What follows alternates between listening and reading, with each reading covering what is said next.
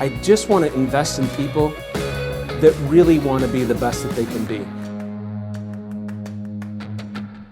Hey everyone, it's Robyn LaVassaur and Jimmy Reed. We are running the Be Your Best podcast today without Mr. Scrima. The boss is away. The two of us are going to play. How's that? I'm so excited about it. I'm so excited about it. Hey, Jimmy had, in his brilliance that he always has, a beautiful topic about, so this is going out to loan officers, talking about the dreaded, I think dreaded is a good word for a lot of people, attending open houses. Yeah. Jimmy, you're brilliant around this, so let's drop some tactics on it. Honestly, I don't know if I'm brilliant. What I do know is that today is August 28th, 2023, and we came out of a pretty weird kind of market, and the summer kind of got some momentum, and it kind of feels like it's falling off a cliff to a lot of the LaVassaurs I've talked to, right? Like it feels like it's slowing down again, and slowing down maybe even earlier than we expected. And so I thought, what do people do when that happens? It goes back to Todd's little thing. They either quit the business, they learn new skills, or they sit there and cry. Two of those things I'm not interested in. So it's really about getting busy. And the second reason I thought of this is I can remember in January of last year, I have about 25 loan officers I work with, and I can remember them saying, man, I wish I would have got busy sooner. And they were all working really hard in January. Like, I wish I would have started like October, because then their January would have been better. So I thought, might as well talk about it, right? Like, yeah, might as well talk about it. And so when I was a beginner loan officer, the first 10 years of my career, man, I absolutely hated working open houses. I did them kind of under protest, and only if one of the realtors that I either really, really liked, like I enjoyed them as a friend, or they were really, really, really good, like got a lot of results. Yeah. And if they asked me to, of course I would do it. And then I've always done new construction, like new homes, like sales offices. And they sometimes would like some coverage on the weekends. And, you sit there for 3 or 2 to 4 hours and see a few people, and it just feels so ineffective and inefficient, right? And we can teach how to bring these lists of people to call and all those things, but that's not really how I do it. It's not how I ever did it. I tried to avoid those long open houses if I could, because, it almost feels like the person walks in the door, there's two of you jumping up, right? And everybody's trying to jockey for position. And so I'm sure that there's a really good way to do that. I'm also sure that I don't know how. Maybe you could talk about that. You know what? I actually, I'll give you some context on that when it's, let's go through your way and what you understood and knew, because it sounds like it's time efficient, but also ultimately effective when it comes to building relationship and giving honor to realtors and making your way. So what's that process look like? So that was really well said. So I believe that people can only grind for a short period of time, and then they get a little distant, drifting, and then they can grind again. So I've been telling loan officers, hey, for the next 8 weeks, you got to put together a business plan and get through till Halloween. Like between now and Halloween, you got to really go full speed. You really, really, really do. Because if I know there's an end to this super intense effort to be active, I can do it. Kind of like when I ran track. I can do a track season. I can't do a track life. Like, you know what I mean? I could run 50 miles Such a good week analogy for right now in the market. Yeah. And I think people are wondering if this is a track life, right? Yeah. Like, you're only practicing and no one's ever getting to play a game, right? Like, and they're tired. Yeah. So what I see out there is the older dogs like me. We have a bunch of realtor relationships that we've had, but we don't have any new ones. And we're not really meeting new ones, and we're not really engaged in investing in new realtor partners and relationships, or at least not the level that we should be. And so the way I teach people to work open houses is take Friday afternoon off. Y'all don't work Fridays anyways. So leave around, 1:30, and go home. If you have a family, go pick up your kids from school, go home, barbecue, hang out, spend a lot of time with your family on Friday afternoon and Friday evening.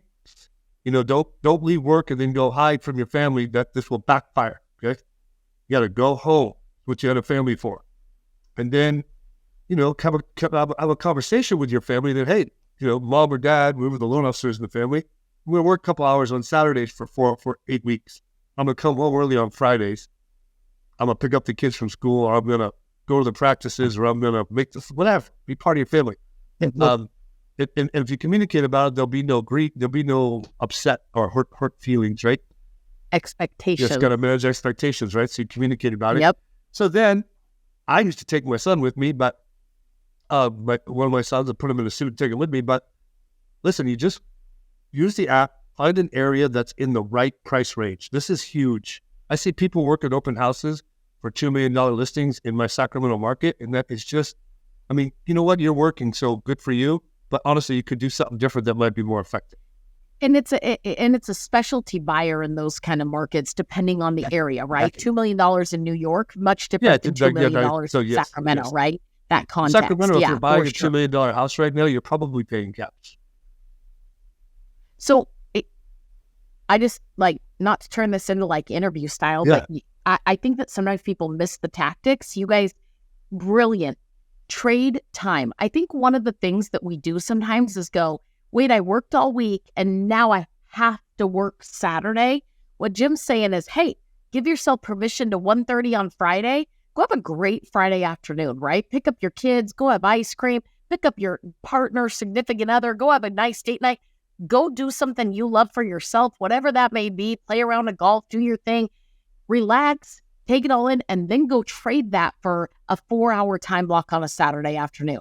And then you don't have that resentment that you know how much I'm working. I work 6 days a week instead of 5 mentality that sometimes comes with burnout mentality. Yep. And honestly, Robyn, it don't even need to be 4 hours. I mean, I guess it depends on where you live in the world. In my area, there's such dense, and this leads to me one of the big points is the markets right now. I've talked about the 5 markets before. The market right now that is going to be most active moving through the winter and next year are the first-time home buyers and the must-move-ups, because the people 100%. Who have 2 3/4% on their $1 million house and owe $400,000 or $500,000 on it, when they go look at $1.5 million house with a $750 loan amount, they'll absolutely freak out at the payment and stay put. Right? You bet. It's happened to me so many times in my pre-approvals right now. I cannot tell you. So pick the right neighborhood, pick the right price range. In my greater Sacramento area, I like 4 to 550, maybe 450 to 6 is probably more accurate in terms of prices, right? So then use the app. You can find out where the open houses are, like Zillow. They have those features, and then your title company can also get it to you guys. Just so you know, they often have it. There's a broker tour, which is a great place to go once a week. Often communities have broker tours, so ask questions about how people find out and track those open houses. You'll get a lot of answers and good information that then you can do. I've even seen people broadcast as loan officers open house schedules for clients, and they're following on Facebook is another way to edify those agents. So there's lots of tactics in there of how to get the information. So keep going. Sorry. It's okay. I like it. Let's go. I love it. So I'm on my way to several open houses. Okay. So remember that when I give you the script, because I'm not a liar. That it's important, because if you start a relationship with a lie, what kind of relationship do you have? Not a relationship. That's a good one, right? So I'm driving around. I see an open house. I stop. I go in, and I say, I'm on my way to another open house. But I saw your sign. I want to stop by and say hi, introduce myself, and see how traffic's been. So you chit-chat, right? Say hi to Robyn. I'm on my way to another house. My name is Jim Reed. I'm with Summit. But I just want to stop in and say hi, at least see one more person working hard on a Saturday like me. How's traffic? Chitty chat. Looking around the house a little bit, maybe looking to see if there's a lender profile out, qualifying the realtor in your mind. Are they dressed professionally? Are they engaged? Are they happy? Are they miserable? Right? I'm reading the person, talking about traffic. I hope it picks up. I hope I get a lot of traffic when I'm at the next one. And that's why I say to them, I go how did you get this listing? And they'll tell me how they got the listing. Did they get the listing because... Listen to that question, you guys. How they get the listing. That is a money question for Tuesday updates, for open houses, because people like to share their success, right? It opens up so many ways to talk to a realtor, and there's not a yes or a no that comes with that. Right. They have to speak Yes, in that and it qualifies context, me, right? right? Did they? Well, I'm on a big team. I'm a brand new buyer's agent, and I'm required to do 2 open houses a month, and this is my first one. Or I know about that first. Or I'm a new agent at Century 21, and I'm on a rotation. Or hey, it's my first listing. Or I really spend a lot of time in this area, which I would have known because I would have recognized their name and I would have set that. So you don't be silly about, like, be smart, be educated. I mean, sometimes I'll look up the name on the sign and the picture to see if it's the same person that I see when I go in. Preparation, right? Yeah. Like a lot of people miss that little bit of preparation. Hey, does this match? Do I know who I'm expecting to see? Does it say, and when that's does it not say Robyn them, LaVassaur and it's you, or does it say Robyn LaVassaur and it's a guy? Right? Yes, Because it's going to help me how to talk to them, how to qualify them, just so I know, right? So, and then so I'll ask them about traffic. I'll ask them how they got the listing, and if it's going really well, I'll say, so what? I've been in this business about 28 years now, and I totally love it. I fell into it. And how did you get in this business? What made you decide to do this crazy business? And they'll qualify themselves. They may say, well, my wife is an IT officer at Wells Fargo, and I've been a stay-at-home dad, and my kids are in high school now. They seem to never be around. I want to start working on something, so I started doing this. And they may say, whatever they're saying, you're going to let themselves out a little bit, and you're going to get to know them a little bit. Plus, it's a different set of questions. They're going to hopefully remember me, right? But I want to be busy. I'm not lingering ever. Even if it's going really, really well, what I don't if it's linger. really busy, Jimmy? What if you walk in and there's a ton of people there? What do you do as a lender? You walk in the door, or right after you walk in, here comes 3 sets of people, like buyers. Wow, that's a good question. No one's ever asked me that. Like, there's a ton of people. I'll be like, I walk up and they'll catch my eye, say, hi, I'm with someone. I'll be right back. Say, you know what? I'm a lender. I just came to introduce myself. Can I grab your card and leave mine? And they'll be like, yeah. I say, great. Listen, I know you're busy. If you want me to stay, I can stay and help. If not, you can call me with any questions. Okay, I'll write my cell phone on my card. And they're like, do you see it? Okay. I just want people to hear, because sometimes I think they're so literal that they're like, oh, there was people there, so I froze, right? I didn't know what to do, type of thing. So all scenarios. It's like emotional intelligence, right? They're really busy. They don't know me or trust me. I'm not going to throw myself on them as a resource. Because if they took me as a resource, I probably would question them a little bit, honestly. 100%. Right? So it's like easy come, easy go, right?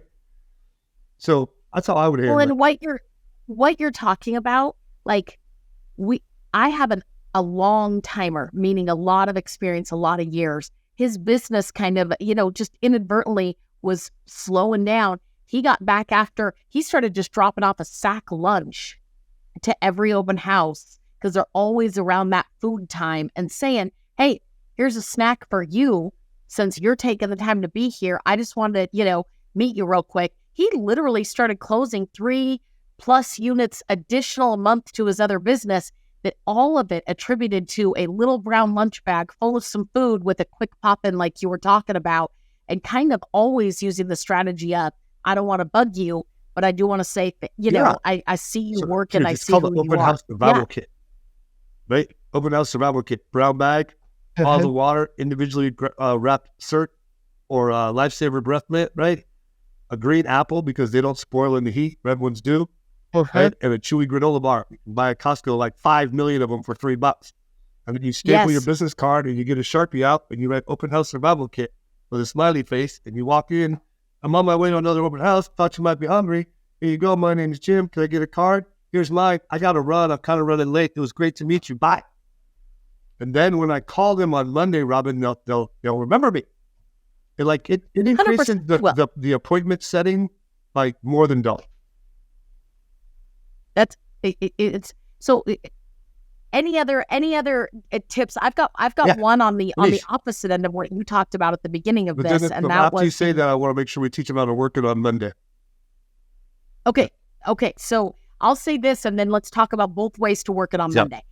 I've got a gal in my office. She's been doing loans for quite a while. She's got some long-time agents, and let me tell you, everyone's a little hungrier right now than they're used to feeling.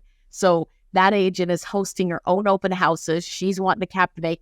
She said, come with me. Now, she's one of her number one agents, refers a lot of deals. Of course, it's worth her time on a Saturday. Just spend a couple hours right alongside her best agent who produced a lot. So she's investing that time. They literally have a routine that they've established together on talking to the clients. And no pressure overall, but I literally walked in her office, this is no joke, this morning, and she was following up with 7 buyers on the house that some had talked to a lender, most had talked to a lender actually, some had not, and trying to solve their problems of why they think maybe that house, the payment, the interest rate, right, different things wouldn't work. And then she's literally getting on the phone. So one, she's trying to help her main person sell a listing. It's a little harder to get a listing to close right now, right? Not as easy as it was 2 years ago. And then she's helping whoever those buyers are represented by in agents, which not all of them were, so that's a win. But literally calling those agents and trying to solve the problems on hand. That's a huge value add from a lender right now, because one of our jobs as loan officers is to what? Not to Get realtors to help them do their job is what our value is. Right? We're our job is to add value to realtors, and value is paying. Let me solve problems and get buyers to the closing table so that you get paid. That doesn't take away from service or anything else, but it's right. I mean, if I told you I could make you money or get you a paycheck in the next 30 days, would you do a loan with me? Yeah. And so I think we have to be able to stand by that and back that up by being somebody that is gritty alongside them, right? Problem solving, asking questions, has those skills. And so just watching her do that, a little different than just dropping in and saying, hi, those are new relationships, established long-term.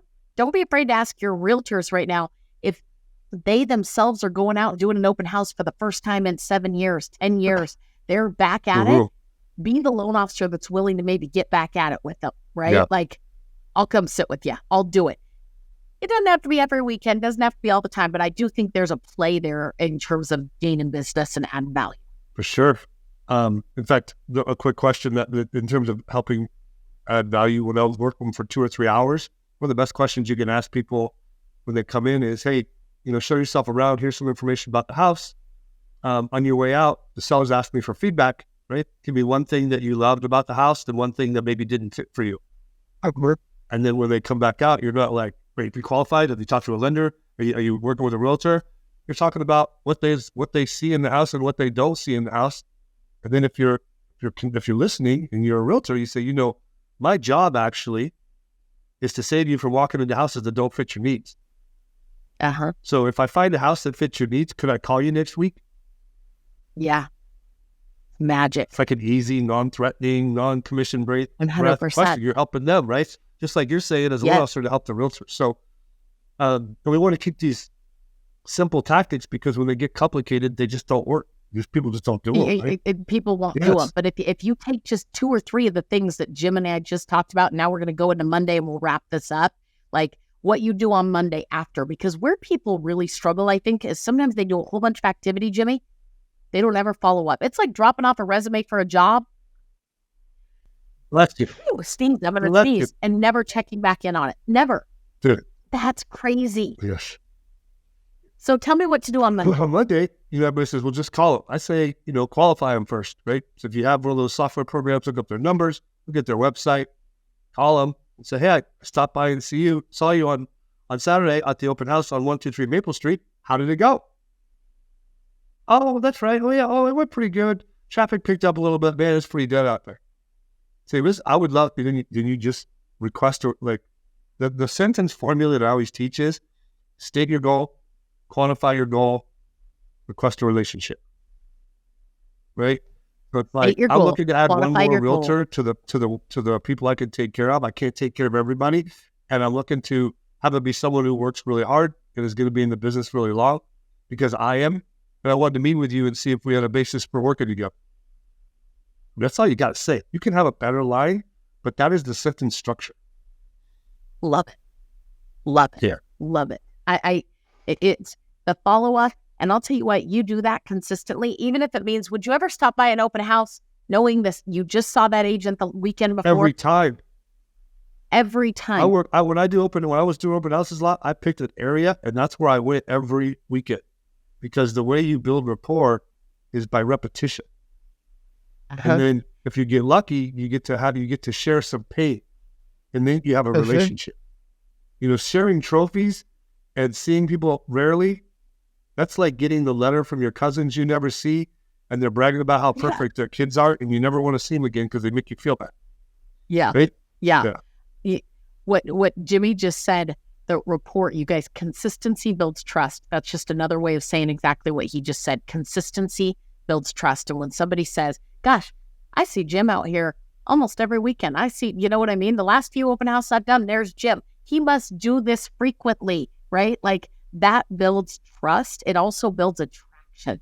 Consistency is attraction to different things. So anything else for the finish? Only that, you know, last winter was pretty cold. And I'm not trying to scare people, but I feel it's going to be the same or worse. Like, truth is, I feel it'll be worse. I think there'll be more people getting out. And there's not been a broker model solves all the problems. That's not true. Like, that's so not true. It's crazy. Private mortgage bank solves all the problems. Only thing that solves all the problems is being highly active and highly visible. And that's not sitting at the office or sitting at home. You have to get out. So even if you haven't had to do one in years, sometimes we got to go back to the beginning to recreate the end that we got in 2020 and 2021, right? Yeah, it's fun if you let it be. That's the truth. I love it. I love it. Good stuff. All right, get out to some open houses. Hopefully this was good information. Don't be afraid to share it with other loan officers and share the news about Summit Funding pouring into you and your business. We'll see you guys soon. Bye.